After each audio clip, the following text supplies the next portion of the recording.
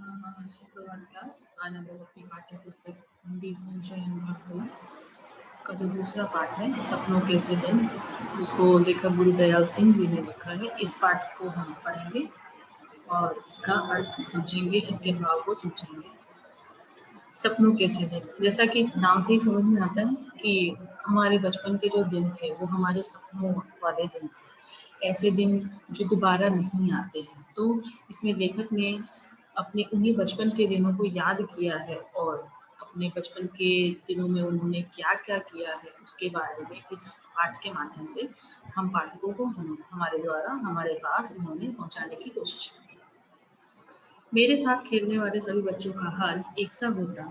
नंगे पांव, फटी मैली सी कच्छी और टूटे बटनों वाले, कई जगह से फटे कुर्ते और बिखरे बाल। जब लकड़ी के ढेर पर चढ़कर खेलते, नीचे को भागते तो गिरकर कई तो जाने कहाँ कहाँ चोट खा लेते और पहले ही फटे पुराने कुर्ते तार तार हो जाते। बताते हैं लेखक कि जब वो बच्चे थे तो उनके साथ जितने भी उनके मित्र हुआ करते थे वो सब आसपास के लोग भी थे और जैसा जैसे इनकी हालत होती थी सेम उन लोगों की भी वही हालत होती थी। जैसे बचपने में देखो तो बच्चे कैसे खेलते टाइम पे उनको ना अपने न प्यास लगती है, न भूख लगती है, न चोट लगती है। खेल के आएँगे तो फिर जहाँ चोट लगी रहेगी उस चोट को लेके फिर उनको याद आएगा कि हाँ, मुझे चोट लगी है और मुझे दुख रहा है। वरना खेलने के आगे उनको कुछ नहीं दिखता, कपड़े फट जाएँगे, बाल बिखर जाएँगे, हर जगह चोट लगी रहेगी, कोई फ़र्क नहीं पड़ता। तो जैसा मेरा हाल था वैसे मेरे सारे मित्रों का हाल हुआ करता था। धूल भरे कई जगह से छिले पाँव, पिंडलियाँ या लहू के ऊपर जमी रेत, मिट्टी से लथपथ घुटने लेकर जाते तो सभी की माँ-बहनें उन पर तरस खाने की जगह और पिटाई करती। यानी कि जब हम लोग खेल के आते और हमें खुद चोट लगी होती थी, उस पे मम्मी और बहनें जो होती थी, वो हमारी और कुटाई करती थी। एक तो चोट लगी, उसके ऊपर से उन लोगों की कुटाई चालू रहती थी। कइयों के बाप बड़े होशियार थे। पीटने लगते तो यह ध्यान नहीं रखते थे कि बच्चे के नाक मुंह से खून बहने लगा है या उसके कहाँ चोट लगी है। परंतु इतनी बुरी पिटाई होने पर भी दूसरे दिन फिर खेलने चले जाते।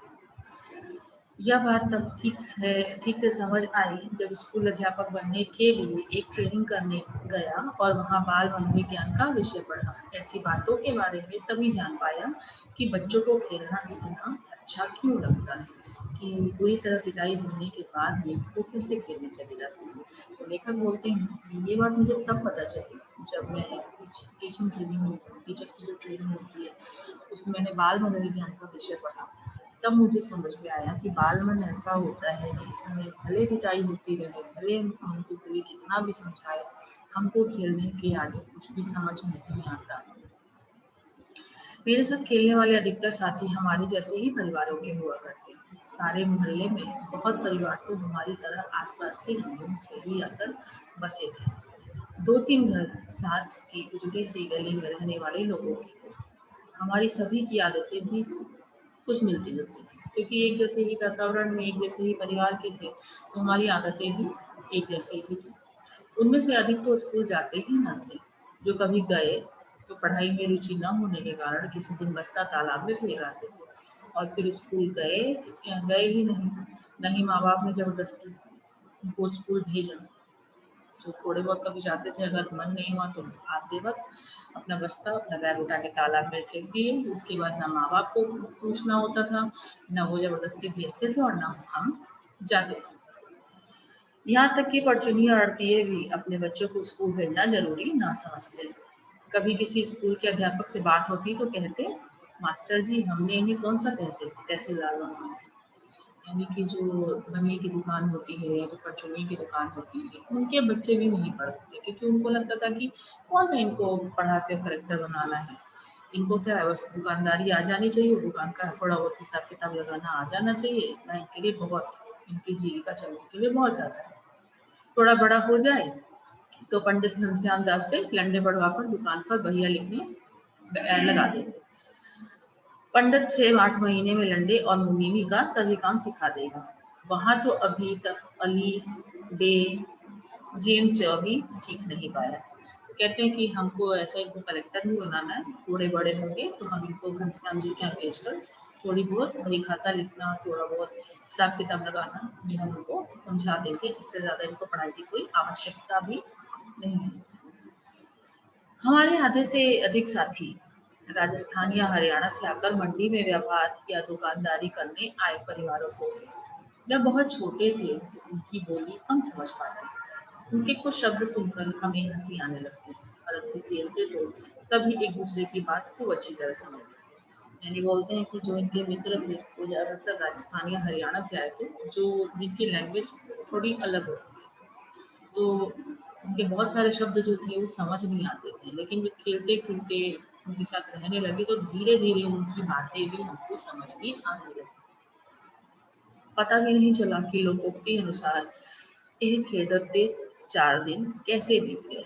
मतलब खेलने के 4 दिन यानी कि जो बचपनावस्था है वो किस तरह से बीत गया वो पता ही नहीं चला इन बच्चों के साथ खेलते खेलते। हम में से कोई भी ऐसा ना था जो स्कूल के कमरे में बैठकर पढ़ने को कैद ना समझता। कुछ अपने माँ बाप के साथ जैसा भी था काम कराने लगे।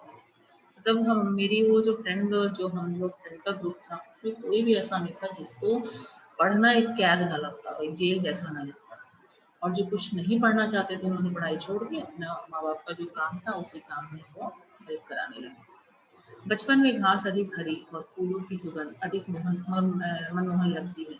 यह शब्द शायद आधी शती पहले किसी पुस्तक में पढ़े थे, परंतु आज तक याद है। याद रहने का कारण यह है कि यह वाक्य बचपन की भावनाओं सोच समझ के अनुकूल होगा, परंतु स्कूल के अंदर जाने से रास्ते के दोनों ओर जो अलियार के बड़े ढंग से कटे छाटे झाड़ उगे थे जिन्हें हम डंडिया कहा करते, उनके नीम के पत्तों जैसे पत्तों की महक आज तक भी हम आप मूंद कर महसूस कर सकते हैं। तो लेखक बोलते हैं कि जब हम बच्चे होते हैं तो हमको हरी घास, फूलों की सुगंध ये बहुत अच्छी लगती है। क्यों? क्योंकि हमारा पूरा दिन उसी प्रकृति में ही रहता है और हमको प्राकृतिक चीज़ें बड़ी अच्छी लगती है, क्योंकि हमको और कुछ दिखता ही नहीं है। हम आज नहीं सोचते, हम भविष्य नहीं सोचते, हम वर्तमान नहीं सोचते।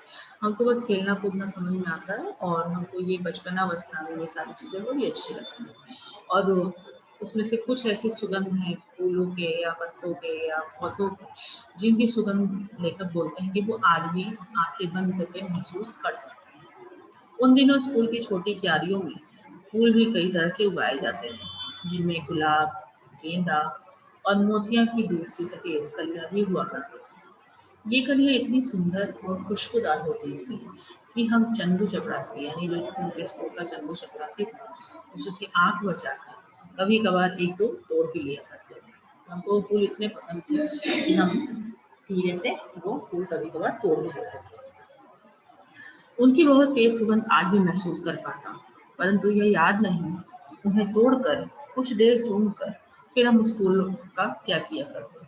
शायद अपने पैंट के पॉकेट में डाल लेते, माँ उसे धोने के समय निकाल कर बाहर फेंक देती होगी, या हम ही स्कूल से बाहर आते समय बकरी के जो बच्चे होते हैं उनको बोलते हैं मेमना, तो या तो हम ही मेमनों की भांति मेमनों की तरह जैसे बकरी के बच्चे पौधे फूल को चर जाते हैं, शायद हम भी मेमना बन के वो फूल को चर जाया करते थे। यानी उस फूल का हम क्या करते थे वो इतना मुझे खास याद नहीं है।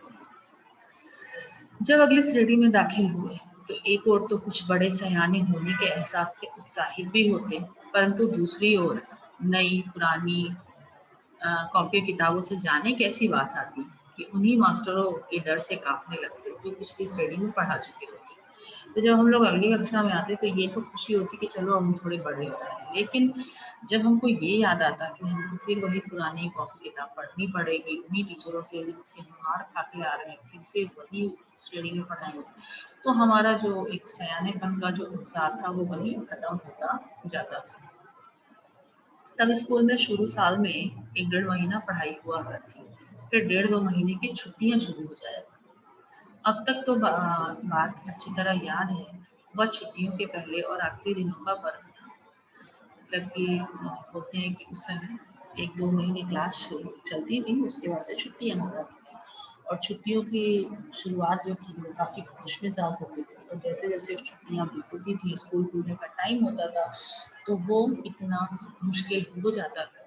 क्यों हो जाता था? आगे बढ़ेंगे। पहले 2-3 सप्ताह तो खूब खेल-कूद हुआ करती। हर साल ही माँ के साथ ननिहाल चले जाते। वहाँ नानी खूब सारा दूध, दही, मक्खन, प्यार, हर चीज़ खिलाती, हर चीज़ हमको सारी सुख-सुविधाएँ देती। छोटा-सा छड़ा गाँव था, परंतु तालाब हमारी मंडी के तालाब जितना भी बड़ा था। दोपहर तक तो उस तालाब में नहाते, फिर नानी से जो जी में आता माँगकर खाने लगते। नानी हमारे बोलने के ढंग या कम खाने के कारण बहुत खुश होती। अपने पोतों को हमारी तरफ बोलने और खाने-पीने को कहती। जिस साल ननिहाल न जा पाते, उस साल भी अपने घर से थोड़ा बाहर तालाब पर चले जाते। मतलब ये हरकत तालाब पे जाने वाली हरकत हम तब भी करते थे जब हम नानी के यहाँ जाते थे और तब भी करते थे जब हम नानी के यहाँ नहीं जाते। कपड़े उतार पानी में कूद जाते और कुछ समय बाद भागते हुए एक रेतीले टीले पर जाकर रेत के ऊपर लेटने लगते। तो वहाँ पे रेत के टीले थे, तो हमारी एक क्रिया बन गई थी कि हम वहाँ जाते थे, रेत के टीले पे चढ़ते थे, अपनी बॉडी पे, अपने शरीर पे रेत लगाते थे, पानी में कूदते थे, फिर शरीर गीला लेके कूद के आते थे और ये हम क्रियाएं करते ही रहते थे बार-बार। गीले गीले कपड़े को गर्म रेत से खूब लथपथ कर उसी तरह भागते किसी ऊंची जगह से तालाब में छलांग लगा देते। रेत को गंदले पानी से साफ कर फिर टीले की ओर भाग जाते। याद नहीं कि ऐसा 5-10 बार करते या 15-20 बार, लेकिन करते तो थे और ये क्रिया लगातार करते थे। कई बार तालाब में कूदकर ऐसे हाथ पांव हिलाने लगते जैसे बहुत अच्छे हैं तैरने वाले। परंतु एक दो को छोड़कर मेरे किसी भी साथी को तैरना नहीं आता। कुछ तो हाथ पांव हिलाते हुए गहरे पानी में चले जाते, तो दूसरे उन्हें बाहर आने तक के लिए भैंस के सींग या दुम पकड़कर बाहर आने की सलाह देते। तो कुछ जो ज्यादा ड्रामा करते थे, बहुत बड़ा तैराक हो गया, हाथ पैर मारते, तो वो और गहरा पानी जो होता है उसमें चले जाते। उसके बाद जब वो गहरे पानी में चले जाते तो उनको निकलना मुश्किल होता, तो हम उनको सजेशन देते कि भैंस जो है उसकी सींग पकड़ लो, उसकी पूंछ पकड़ लो और उसके साथ चलो। हम उनको बार-बार बधाते हैं, उनको बार-बार सांत्वना देते हैं कि कुछ नहीं होगा, आराम से करो। कूदते समय मुंह में गंदला पानी भर जाता तो बुरी तरह खांसते हैं। जब तालाब में कूदते समय इतना तो याद होता नहीं कि मुंह खुला है कि बंद है, और मुंह में गंदा पानी चला जाता तो फिर वो हमारे लिए सांस लेना मुश्किल होने लगता। कई बार ऐसा लगता है कि सांस रुकने लगी है, परंतु हाय हाय करते किसी न किसी तरह तालाब के किनारे फिर पहुंच जाते। तो ये क्रिया हमको बहुत फायदेमंद नहीं थी, लेकिन हमको अच्छी लगती थी तो हम किया करते थे। फिर छुट्टियां बीतने लगती तो दिन गिनने लगते। प्रत्येक दिन डर बढ़ता चला जाता। खेल कूद और तालाब में नहाना भी भूलने लगता। मास्टरों ने जो छुट्टियों के करने के लिए काम दिया होता है, यानी कि जो मास्टर साहब ने जो भी कार्य हमको दिया होता, अब उसका हम हिसाब लगाने बैठ जाते। जब तक छुट्टी शुरुआत होती तब तक तो पढ़ाई का कोई मूड नहीं होता, होमवर्क पूरा करने का कोई जिम्मेदारी नहीं होती। लेकिन जैसे जैसे जब दिन पास आता, छुट्टियां खत्म हुई, तो हम लगने सोचने लगते कि हम अब अपना जो मास्टर साहब ने जो होमवर्क दिया है उसको इतने कम दिनों में कैसे करेंगे। और जो कुछ अध्यापक थे वो होमवर्क भी ज़्यादा देते थे। जैसे हिसाब के मास्टर जी 200 से कम सवाल कभी नहीं पूछते थे। मन में हिसाब लगाते कि यदि सवाल रोज निकाले तो 20 दिन में पूरे हो जाएंगे। तो जितना सवाल होता था फिर हम छुट्टियों के हिसाब से उनको काउंट करते थे कि आज मैं 10 कर लूंगा, कल 10 कर लूंगा, ऐसे 10-10 करके तो मैं रोज के रोज करूंगा, तो मेरे 20 दिन में हो जाएगा, तो आसानी से हो जाएगा। फिर हमारा मन खुश हो जाता है कि चलो अभी बहुत टाइम है, अभी कर लूंगा। एक एक दिन गिनते, 10 दिन खेल कूद में और बीत जाते। स्कूल की पिटाई का डर और बढ़ने लगता, परंतु डर भुलाने के लिए सोचते कि 10 की क्या बात है, सवाल तो एक दिन में 15 या 20 भी किया जा सकता है, तो क्यों ना कम दिन में हम 15-20 सवाल करके और उसको खत्म करें, और इस तरह से बाकी के दिन भी हम गुजारने लगते। जब ऐसा हिसाब लगाने लगते तो छुट्टियां कम होते होते जैसे भागने लगती। अब उस समय दिन बहुत कम लगता, दिन बहुत छोटे होने लगते। ऐसा महसूस होता जैसे सूरज भागकर दोपहरी में ही छिप जाता। जैसे जैसे दिन छोटे होने लगते, स्कूल का भय और बढ़ने लगता। जब कि दिन नहीं होता था और होमवर्क ज्यादा ऐसे ही पड़ा रहता था, तो लगता था कि अब तो बस स्कूल जाऊंगे, पिटाई होगी। लेकिन फिर सोचते थे कि चलो, जैसे बच्चों की जो सोच होती है कि ठीक है, पिट जाएंगे, क्या करना है। तो धीरे धीरे वो भी चिंता खत्म होने लगती है। जैसे जैसे दिन छोटे होने लगते हैं, स्कूल का भय बढ़ने लगता है। हमारे कितने ही सहपाठी ऐसे भी होते जो छुट्टियों का काम करने की बजाय मास्टरों की पिटाई अधिक सस्ता सौदा समझते हैं। यानी कि हम ये सोचते हैं कि चलो होमवर्क नहीं करेंगे तो क्या होगा। मेरे बहुत सारे ऐसे मित्र थे जो ये सोचते थे कि नहीं होगा तो ज़्यादा से ज़्यादा क्या होगा, पिटाई होगी, ठीक है चलेगा ना, हमारी मस्ती तो हो पा रही है। तो इस चक्कर में भी लोग अपना होमवर्क मेरे कुछ मित्र नहीं करते थे। हम जो पिटाई से बहुत डरा करते उन बहादुरों की भांति ही सोचने लगते। और हम लोग जैसे जो लोग थे, मेरे जैसे जो लोग थे, वो बहुत डरते थे। तो वो सोचते थे कि पिटाई होगी तो क्या होगा, हम लोगों को पिटाई से बहुत डर लगता है। ऐसे समय में हमारा सबसे बड़ा नेता ओमा हुआ करता था। ओमा एक लड़के का नाम है। तो फिर हमको ऐसे समय में ओमा की याद आने लगती है। हम सभी उसके बारे में सोचते हैं कि हमारे में उस जैसा कौन था। कभी भी उस जैसा दूसरा लड़का नहीं हो पाएगा। उसकी बातें, उसकी गालियाँ, उसके मार पिटाई का ढंग सब अलग था। और उसकी शक्ल सूरत भी सबसे अलग थी। यानी कि वो पूरा अपने आप को दादा समझता था। और होमवर्क नहीं करके आना उससे अच्छा चलो टीचर से मार खाओ, ये उसकी सोच थी। तो हमको अपने उस समय में ओमा की ही याद आने लगती है। फिर ओमा के बारे में बताया जा रहा है कि ओमा का हांडी जितना बड़ा सिर, उसके ठिगने 4 बालिश के शरीर पर ऐसा लगता जैसे बिल्ली के बच्चे के माथे पर तरबूज रखा। यानी उनका जो सिर था वो मिट्टी की हांडी होती है। हांडी एक बर्तन होता है, मिट्टी का बर्तन होता है जिसमें खाना बनता है या दही जमाया जाता है। तो उसका जो सिर था वो हांडी जैसा ही था। और उसका ठिगना छोटे कद वाला था। और उसके छोटे कद वाले जो जो बॉडी थी उसमें उसका वो हांडी जैसा सिर ऐसा प्रतीत होता था जैसे बिल्ली के बच्चे के माथे पर तरबूज रख दिया गया। इतने बड़े सिर में नारियल की सी आंखों वाले बंदरिया के बच्चे जैसा चेहरा और भी अजीब लगता। लड़ाई वह हाथ पाँव नहीं, सिर से किया करता। ओमा जो था वो जब लड़ाई करता तो वो हाथ पाँव से नहीं करता। उसका सिर जो हंडी वाला सिर था वही काफी था दूसरों को आघात करने के लिए।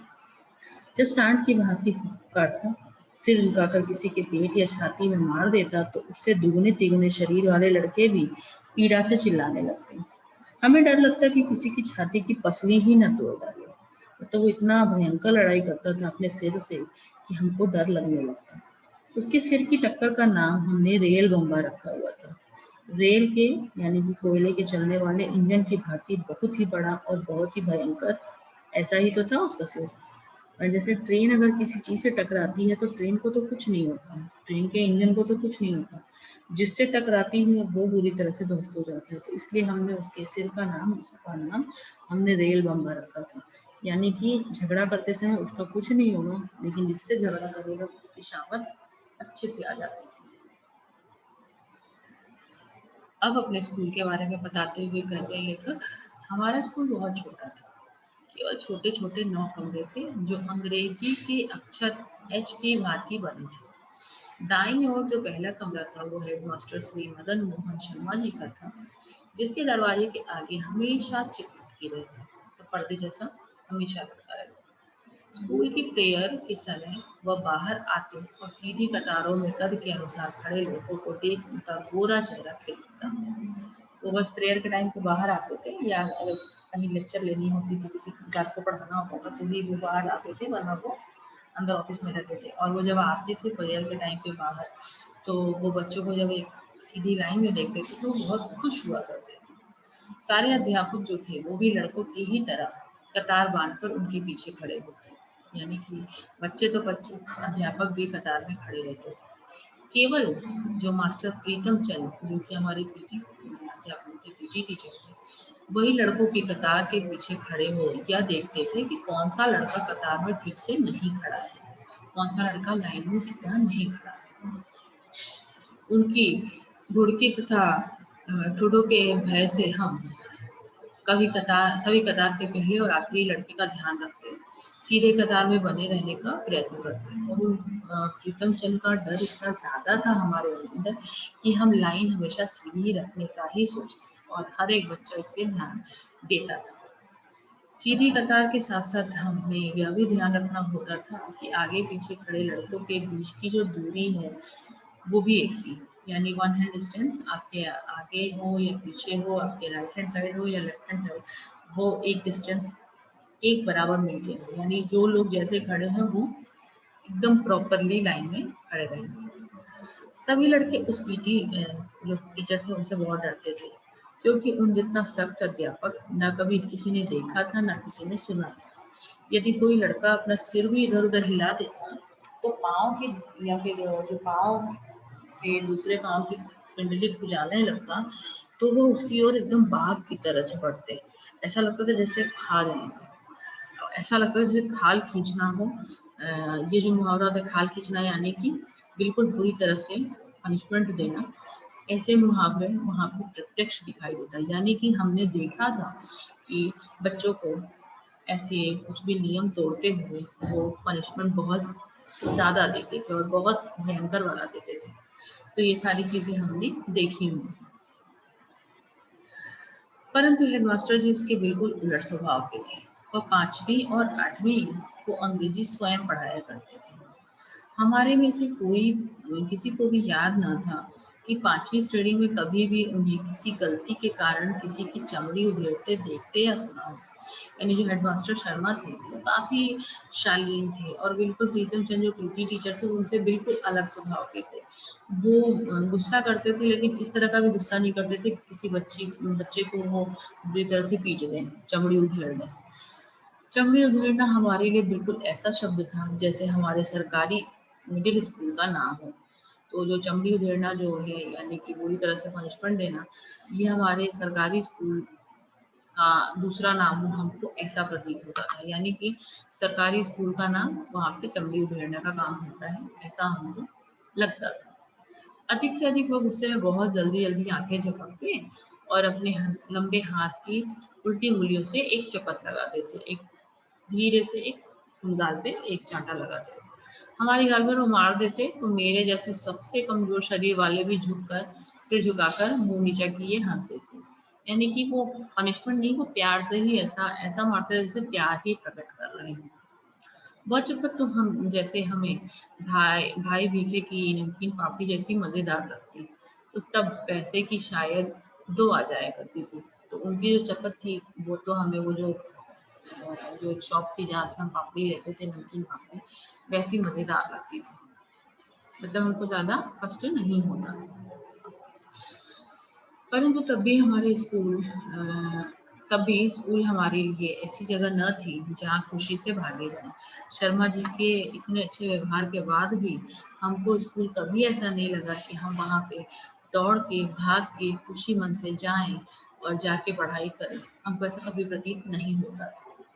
पहली कच्ची श्रेणी से लेकर चौथी श्रेणी तक केवल 5-7 लड़कों को छोड़ हम सभी रोते चिल्लाते ही स्कूल जाया करते। यानी कि क्लास फर्स्ट से लेके क्लास 4 तक कुछ ही बच्चे ऐसे थे जो शांति से स्कूल चले जाते, वरना हम लोग जो थे वो रोते चिल्लाते हुए स्कूल जबरदस्ती जाते थे, जबरदस्ती भेजे जाते थे। परंतु कभी कभी ऐसी सभी स्थितियों के रहते स्कूल अच्छा भी लगने लगता। लेकिन कभी कभी ऐसा सिचुएशन होता है स्कूल में कि हमको स्कूल पसंद आने लगता है, और ये तब होता जब स्काउटिंग का अभ्यास करवाते समय पीटी साहब नीली पीली झंडियां हाथों में पकड़ाकर 1 2 3 कहते और झंडियां ऊपर नीचे दाएं बाएं करवाते, तो हवा में लहराती और फड़फड़ाती झंडियों के साथ खाकी वर्दियों तथा गले में 2 रंग रुमाल लटकाए अभ्यास किया। तो लेखक बोल रहे हैं कि हमको स्कूल तब अच्छा लगता है जब स्कूल में स्काउट गाइड की जो ट्रेनिंग हुआ करती है, उस समय हमको स्कूल में जाना बहुत अच्छा लगता था, क्योंकि हमारे हाथ में रंग बिरंगी झंडियाँ लगी होती थी, हमारे गले में स्कार्फ लगा होता था कलरफुल, हम स्काउट गाइड के ड्रेस पे होते थे, उसका यूनिफॉर्म पहने होते थे, और हमको अंदर से बहुत अच्छी फीलिंग आती, हमको बहुत अच्छा लगता, क्योंकि हमको पढ़ना नहीं होता था तब। हम कोई गलती ना करते तो वो अपनी चमकीली आंखें हल्के से झपकाते और कहते शाबाश, वेल बिगिन अगेन, 1 2 3 3 2 1। और जब हम कोई गलती नहीं करते तो वो हमको बहुत सारी शाबाशियां देते। उनकी एक शाबाश ऐसे लगने लगती जैसे हमने किसी फौज के सभी तमगे जीत लिए। तमगे बोलते हैं मेडल्स को, यानी कि वो एक बार जब शाबाशी देते थे तो ऐसा लगता था कि हमने कोई फौज का बहुत ही महत्वपूर्ण पदक जीत लिया हो, ऐसी फीलिंग हमारे अंदर आती थी। कभी यही एक शाबाश सभी मास्टरों की ओर से हमारी सभी कॉपियों पर साल भर की लिखी गुणों यानी कि गुण का बहुवचन से अधिक मूल्यवान लगती। तो कभी कभी ये जो इतने स्ट्रिक्ट टीचर थे इनकी तरफ से दिया हुआ एक भी शाबाशी हमको ऐसा प्रतीत होता जैसे कि साल भर में हम जितना गुड पाए हैं उससे ज़्यादा महत्वपूर्ण हमको इनकी शाबाशी लगती, क्योंकि मुश्किल से मिलती थी वो शाबाशी, जल्दी देते नहीं थे, लेकिन अगर दिया तो यानी कि हमने ऐसा काम किया कि उन्होंने हमें शाबाशी दी, तो उनकी शाबाशी कहीं ना कहीं ज़्यादा मूल्यवान हमको लगा करती थी। कभी ऐसा भी लगता कि कई साल की सख्त मेहनत से प्राप्त की पढ़ाई से भी पीटी साहब के डिसिप्लिन में रहकर प्राप्त की गुडविल बहुत बड़ी थी। अब ऐसा लगता है कि जिस तरह से पीटी साहब ने हमारे अंदर डिसिप्लिन भरा, उसी का एक कारण है कि आज हमारा जो व्यवहार है और आज हमारा जो नेचर है, आज हमारा जो कार्य करने का तरीका है, वो इतना डिसिप्लिन व्यवहार में हुआ, इतना शिक्षित व्यवहार में और इतना शिष्टाचारी व्यवहार में है। परंतु यह भी एहसास रहता कि गुरुद्वारे का भाई जी कथा करते समय बताया करता कि सतगुरु से के भय से ही प्रेम जागता है। ऐसे ही पीटी साहब के प्रति हमारी प्रेम की भावना जग जाती। यह ऐसा भी है कि आपको रोज फटकारने वाला कोई अपना यदि साल भर के बाद एक बार शाबाश कह दे तो यह चमत्कार सा लगने लगता। हमारी दशा भी कुछ ऐसी ही हुआ करती। तो कहते हैं रेखा, परंतु उन्हें एहसास था कि जिस प्रकार गुरुद्वारे के जो भाई थे, वो कथा करते समय बताया करते कि सदगुरु के भय से ही प्रेम जागता है, यानी कि जब तक हमारे अंदर भय नहीं होगा, जब तक हमारे अंदर किसी काम को लेकर भय उत्पन्न नहीं होगा, तब तक हम उस काम को सुचारू रूप से कर नहीं सकते। और जब वो इंसान जो हमको बार बार डांटता रहता है और वो एक शाबाशी हमको दे तो वो हमको एक चमत्कार जैसा प्रतीत होने लगता है। हर वर्ष अगली श्रेणी में प्रवेश करते समय मुझे पुरानी पुस्तकें मिला करती। बेटा बोलते हैं कि हर वर्ष जब मैं अगली श्रेणी में जाता तो मुझे पुरानी पुस्तकें मिला करती थी। हमारे हेडमास्टर शर्मा जी एक लड़के को उसके घर जाकर पढ़ाया करते, और वे लोग बहुत धनाढ़, बहुत धनी लोग थे। उनका लड़का मुझसे 1 या 2 साल बड़ा होने के कारण मेरे से एक श्रेणी आगे रहा। हर साल अप्रैल में जब पढ़ाई का नया साल आरंभ होता तो शर्मा जी उसकी 1 साल पुरानी पुस्तकें लेके आते। हमारे घर में किसी को भी पढ़ाई में दिलचस्पी नहीं थी। यदि नई किताबें लानी पड़ती तो तब 1 या 2 रुपए में आ जाया करती थी, लेकिन वो 1-2 रुपए भी उस समय बहुत महत्वपूर्ण हुआ करता था। और हमारी बुक ज़्यादा महंगी नहीं थी, लेकिन फिर भी हम उतना अफोर्ड नहीं कर पाते थे कि हम नई किताबें ले आए।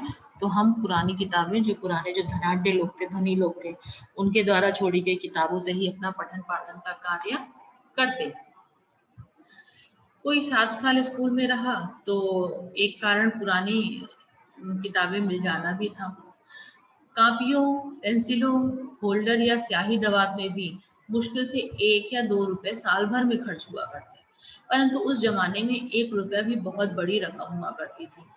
1 रुपए में हम 1 सेर घी आया करता हमारे लिए, और 2 रुपए की एक मन यानी कि 40 से गंदम आया करता था। इसी कारण खाते पीते घरों के लड़के ही स्कूल जाया करते।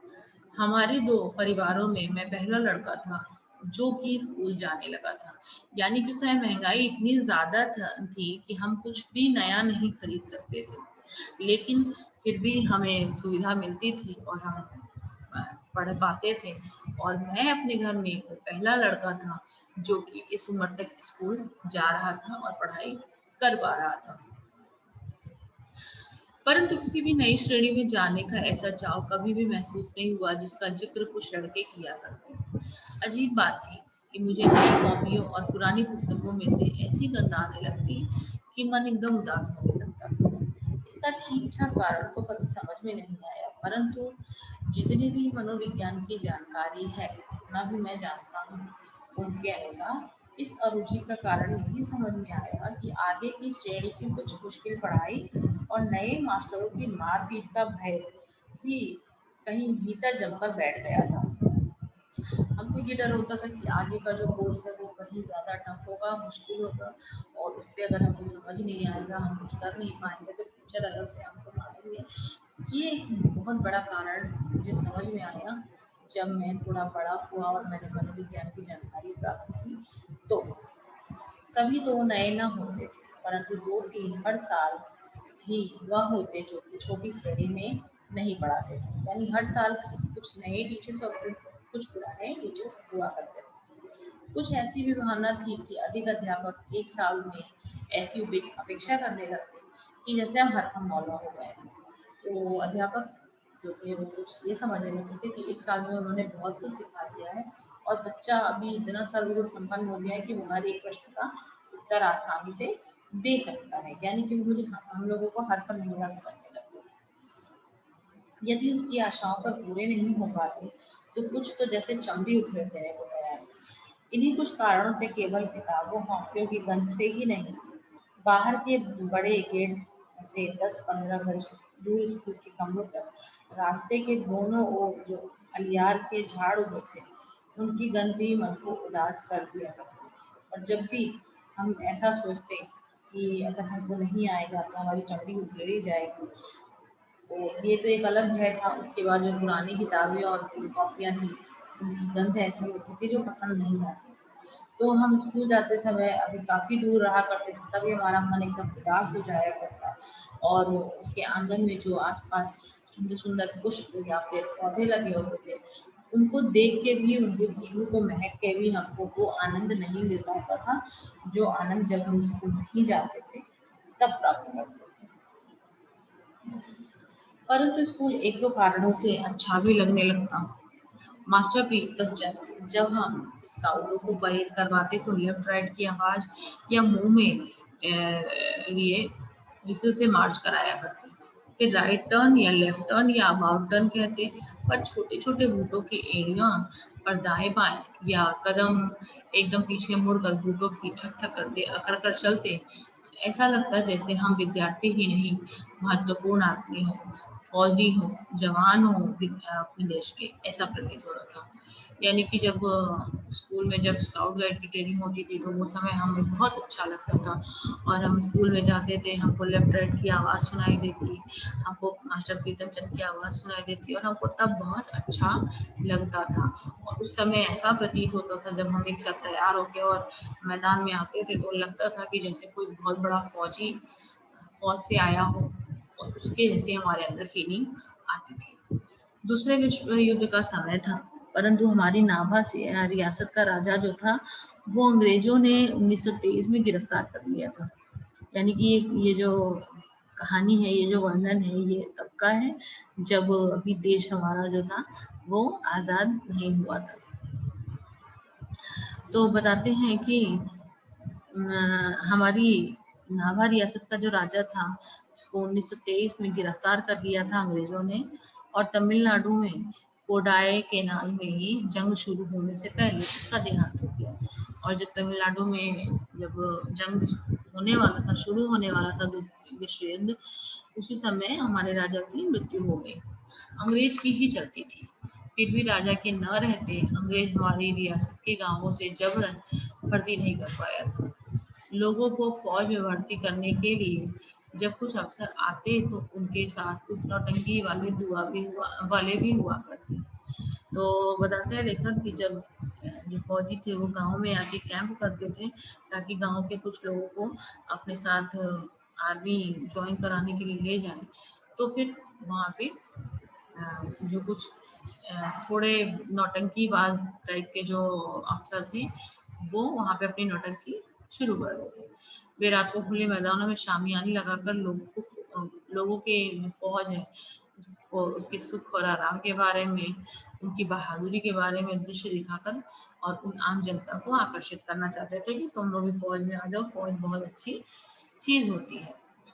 और एक गाना वो गाते रहते हैं, उनका एक गाना अभी भी याद है मुझे, कुछ मस्खरे अजीब सी वर्दियां पहने और अच्छे बड़े फौजी बूट पहने गाया करते। यानी कि कुछ ऐसे लोग थे जो मस्खरे थे, जो मस्करे उनको बोलते हैं जो कि हर चीज में मस्का लगा लगा के हर चीज को प्रेजेंट करता है, किसी भी चीज के बारे में बढ़ा चढ़ा के उसके बारे में बोलता है। तो कुछ ऐसे मस्करे थे जो अजीब सी वर्दियां पहने रहते थे और बड़े बड़े बूट पहने रहते थे और एक गाना हमेशा गाते रहते थे ताकि लोग उस गाने को सुन के आकर्षित हुआ करें और फौज को भी आए और भर्ती हो। तो गाना कुछ इस तरह से था, भर्ती हो जा रे रंगू, भर्ती हो जा रे, अठे मिले से टूटे भीतर, उठे मिलंदे बूट, भर्ती हो जा रे रंगू, अठे पहन से फटे पुराने, है मिलेंगे सूट, भर्ती हो जा रे रंगू।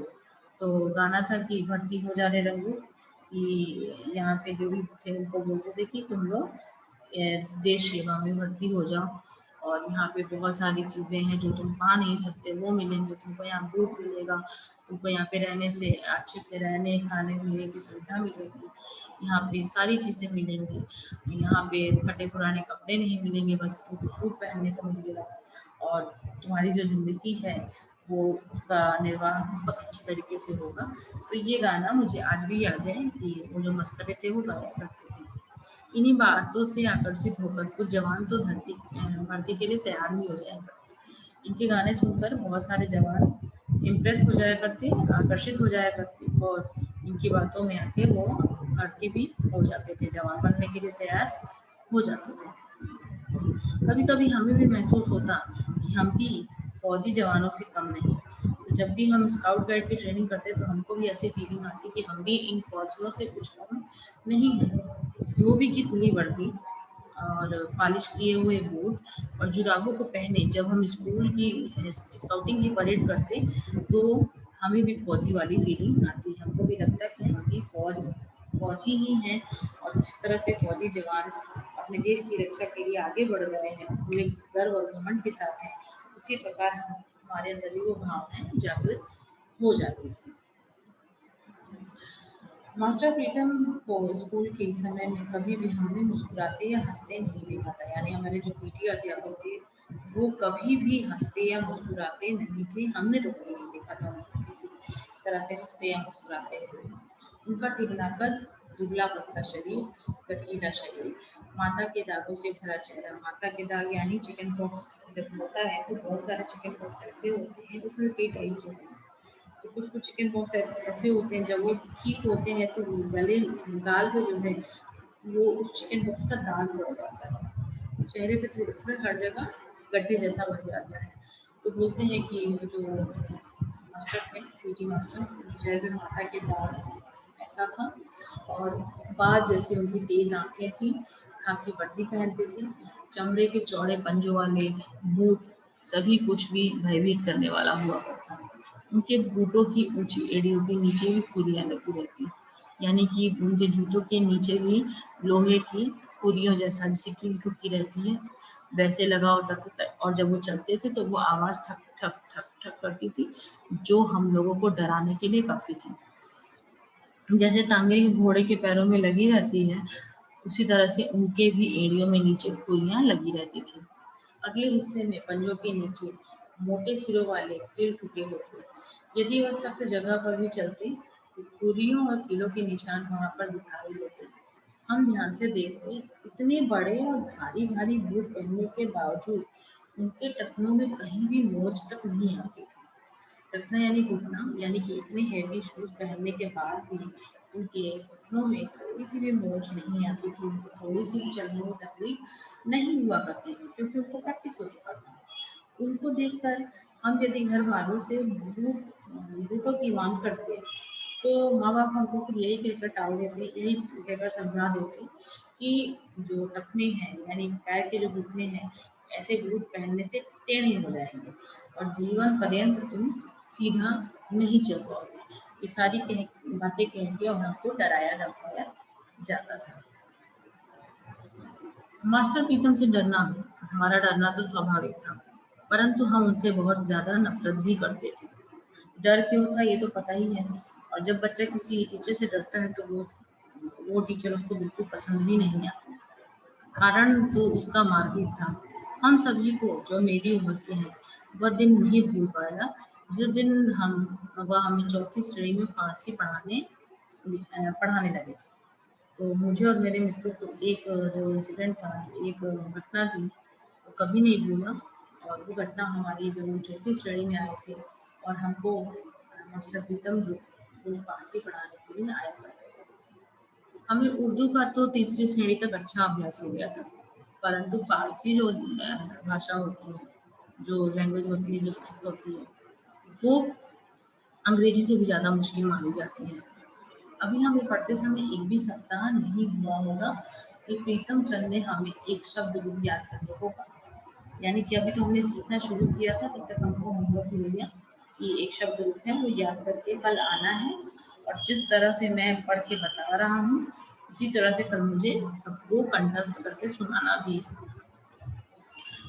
तो उसी जमाने में सुनाना है। हम सभी घर लौटकर देर रात तक उसी शब्द रूप को बार बार याद करते रहे, परंतु केवल 2 या 3 लड़के ही ऐसे थे जिन्हें आधी या कुछ अधिक शब्द रूप याद हो पाया, यानी सबको याद नहीं हो पाया, सबके लिए मुश्किल था। 2-4 ही लोग थे, वो भी पूरी तरह से अच्छी तरह से नहीं याद कर पाए थे, थोड़ा बहुत उनको भी याद हो पाया था। दूसरे दिन जब मास्टर साहब ने सबको कक्षा में बारी बारी सुनाने के लिए कहा, तो जिसने याद किया और जिसने नहीं याद किया, सब बच्चे डर के मारे सुना नहीं पाए। मतलब कि एक भी बच्चा उन जो शब्द रूप दिया गया था, उन शब्द रूपों को क्लास में कक्षा में सुना नहीं पाया। इतने पे तो मास्टर जी वो गुर्राए और वो गुस्साए, और गुस्साते हुए कहा कि सभी लोग कान पकड़ लो। और हमने झुककर टांगों के पीछे से बाहें निकालकर कान पकड़े, मुर्गा बन के, और कान भी पकड़ लिया। तो फिर वो और जोर से पीछे से चिल्लाए कि अपनी पीठ भी ऊंची करो। और वो अवस्था ऐसी होती है कि बहुत मुश्किल होती है। एक तो मुर्गा बन के कान पकड़ो, उसके बाद पीठ भी ऊंची करो। हालत बिगड़ जाती थी बच्चों की। पीठ ऊंची करके कान पकड़ने से 3-4 मिनट में भी टांगों में जलन होने लगती थी। मेरे जैसे कमजोर तो टांगों के थकने के कारण कान पकड़े हुए गिर पड़ते। जब तक मेरी और हरवंश की बारी आई, तब तक हेडमास्टर साहब ने भी अपने दफ्तर में आ चुके थे। जब हमें सजा दी जा रही थी, तो उसके कुछ समय पहले शर्मा जी स्कूल की पूरब की ओर बने सरकारी अस्पताल में डॉक्टर कपलास से मिलने आए थे। तो धीरे धीरे सारे बच्चों को, पूरे क्लास के बच्चों को पनिशमेंट मिली, लेकिन जब मेरी और मेरे एक मित्र की बारी आई, हरवंश की, तो उस समय हेडमास्टर जी कहीं से स्कूल की पूरब की दिशा में जो अस्पताल है वहां पे वो आए थे।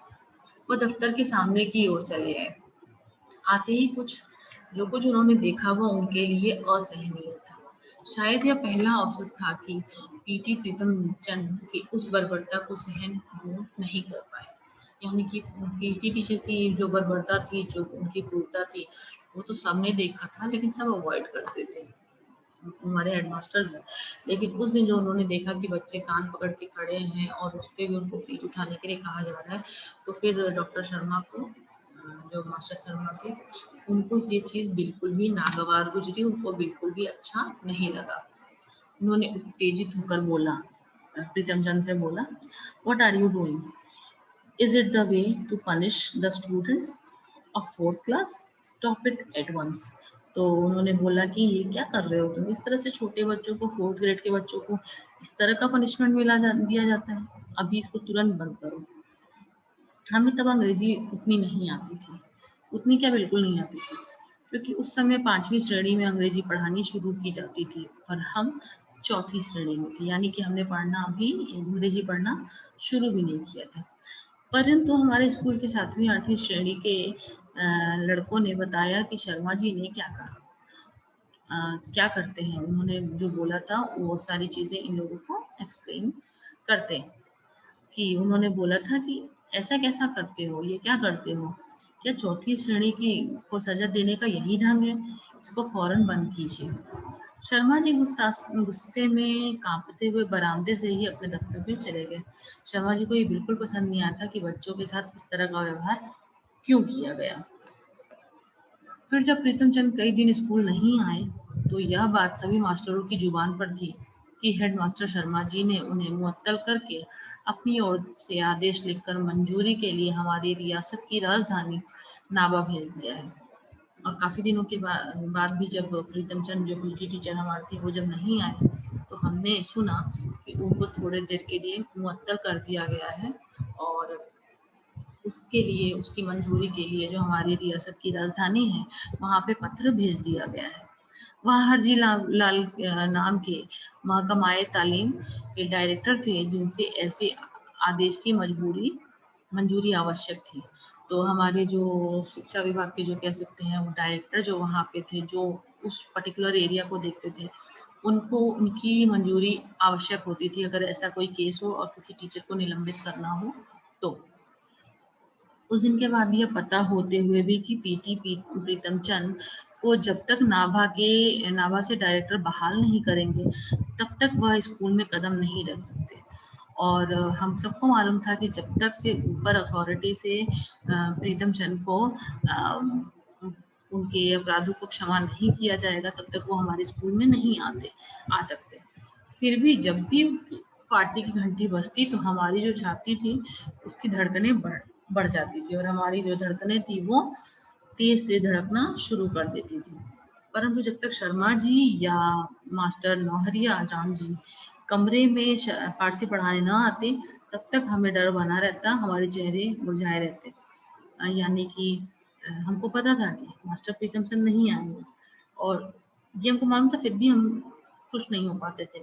जब तक हमारे क्लास में कोई दूसरे टीचर नहीं आ जाते थे तब तक हमको डर लगा रहता था, जिस वजह से हमारा मुंह हमेशा मुरझाया सा रहता था। फिर कई सप्ताह तक पीटी मास्टर स्कूल नहीं आए। पता चला कि बाजार में एक दुकान के ऊपर उन्होंने जो छोटी छोटी खिड़कियों वाला चौबारा किराए पर ले रखा था वही वो आजकल आराम से रह रहे थे। यानी कि उन्हें अभी वो स्कूल नहीं आ रहे थे, उनको पनिशमेंट मिल गई थी ऐसा गलत व्यवहार करने के लिए। कुछ 7वीं 8वीं के विद्यार्थी हमें बताया करते थे कि उन्हें मुअत्तल होने की रत्ती भर भी चिंता नहीं थी। पहले की तरह ही आराम से पिंजरे में रखे 2 तोतों को दिन में कई बार भिगोकर रखे बादामों की गिरियों का छिलका उतार कर उन्हें खिलाते, उनसे बातें करते रहते। यानी कि उनका जो डेली रूटीन का कार्य था कि वो जाते थे पिंजरे में उनके जो तोते, जो पालतू तोते थे, उनको भिगोया हुआ बादाम खिलाते, उनसे बातें करते। यानी कि उनका ये कार्य जो वो हमेशा करते आते थे, ये कार्य नहीं रुका और ये कार्य उनका हमेशा चलता रहा। उनके वे तोते हमने भी कई बार देखे थे। हम उन बड़े लड़कों के साथ उनके चौबारे में गए थे, जो लड़के पीटी साहब के आदेश पर उनके घर का काम करने जाया करते थे। और हमने उनके तोते को तब देखा था जब हम अपने सीनियर्स के साथ, जब अगर कोई काम पड़ता था तो वो में हमारे सीनियर्स को बुलाते थे और अपना काम करवा लेते थे वो अध्यापक। तो कभी ऐसी बात हुई थी कि जब एक सीनियर को जाना था उनके घर में, तो मैं भी उनके साथ गया था, तब मैंने उनके तोतों को देखा था। परंतु हमारे लिए यह चमत्कार ही था कि जो प्रीतम चंद बिल्ला मार मार कर हमारी चमड़ी तक उधेड़ देते, वह अपने तोतों से मीठी मीठी बातें कैसे कर लेते। हमारे लिए बहुत आश्चर्य की बात थी कि हमारे लिए ऐसा व्यवहार, और अपने पालतू तोतों के लिए किस तरह का व्यवहार, यानी ये दो व्यवहार क्यों करते हैं, ये आज तक हमारे लिए सोचने वाली बात है। क्या तोतों को उनकी दहकती भूरी आंखों से भय न लगता था? हम बार बार इसी सोच में पड़ जाते थे कि हम इतना डरते हैं तो क्या उनके तोते उनको नहीं देखते, उनको उनसे भय नहीं लगता? हमारी समझ में ऐसी बातें तब नहीं आ पाती थी। बस एक तरह इन्हें अलौकिक ही मानते थे, और हमको तब ये ज्ञात नहीं होता था कि ऐसा क्यों होता है। हम इसको ऐसा मानते थे जैसे ये हमारे लिए दैवी चमत्कार है कि उन तोतों को डर नहीं लगता और वो आराम से इनके साथ रहते हैं, जो कि हम नहीं कर पाते। तो जैसा कि पाठ में आपने देखा कि ये कोई सुंदर कहानी नहीं है, ये एक घटना है जो कि गुरदयाल सिंह जी ने लेखनी में उतारी है इस चीज को, और उनका बचपन किस तरह से गया, जो कि नॉर्मल सभी के बचपन ऐसे ही जाते हैं, डर में, पढ़ाई में, खेल कूद में, मस्ती में, उनका भी गया।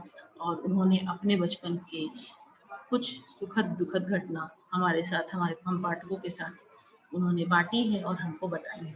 और इसी के साथ ही हमारा जो ये चैप्टर है, ये हमारा जो ये पाठ है, वो यहीं पर समाप्त होता है। धन्यवाद।